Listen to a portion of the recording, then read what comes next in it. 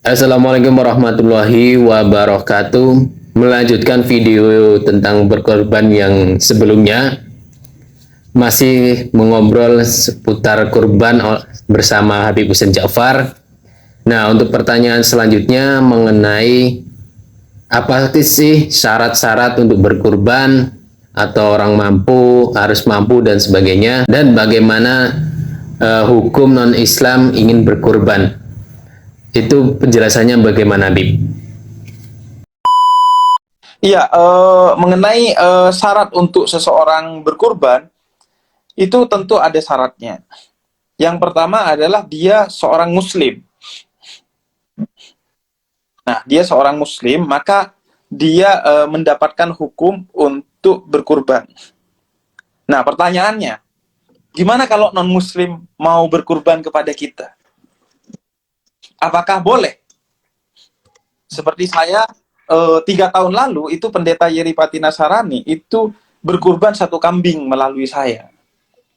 Nah, boleh nggak kita menerima kurban dari non-muslim?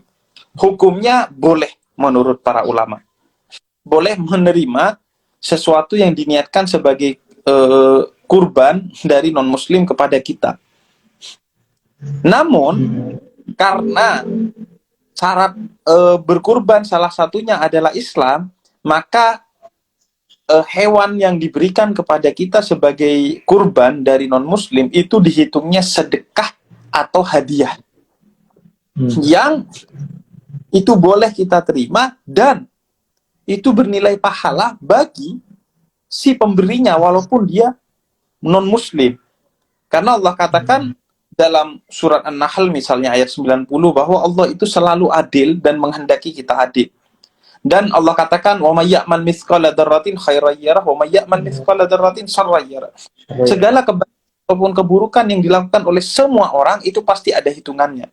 Bedanya bagi seorang non-muslim, kebaikan yang mereka lakukan Allah bayar tuntas di dunia ini. Jadi boleh menerima sumbangan kurban dari non-muslim, namun posisinya itu adalah sedekah atau hadiah. Dan itu bisa juga dibuat sebagai alasan untuk merajut toleransi di antara kita. Jadi syarat pertama muslim. Ya. Kemudian syarat kedua adalah dia baligh. Kemudian syarat ketiga, baligh ini kalau perempuan menurut para ulama antara 9 sampai 10 tahun kira-kira. Tapi diukur dari mulainya haid. Kalau sampai tahun belum haid maka dia dihitung baligh. Kalau laki-laki itu antara 14 sampai 15 tahun. Tapi dimulainya dari mimpi basah pertama kali. Kalau 15 tahun belum mimpi basah maka dihitung sebagai seorang yang baligh. Kemudian yang ketiga adalah berakal. Dia tidak gila, dia masalah terkait akalnya. Dan yang terakhir adalah dia mampu. Jadi syarat yang lain adalah dia adalah seorang yang mampu untuk berkurban. Nah, apa syarat mampu menurut para ulama? Nah itu, syarat mampu menurut para ulama adalah dia mampu berkurban hari itu sembari tetap menafkahi dirinya dan keluarganya di hari itu dan 3 hari setelahnya, di hari tasyrik. Jadi, kalau sekiranya dia bisa makan sampai 4 hari ke depan, sejak hari raya Idul Adha, dan kemudian dia masih punya sebagian harta untuk dikurbankan, maka itu tergolong orang yang mampu.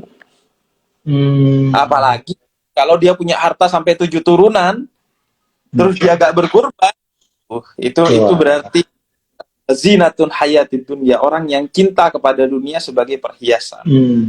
Ya, itu adalah penjelasan yang cukup luar biasa. Terjawab sudah semua yang saya tanyakan.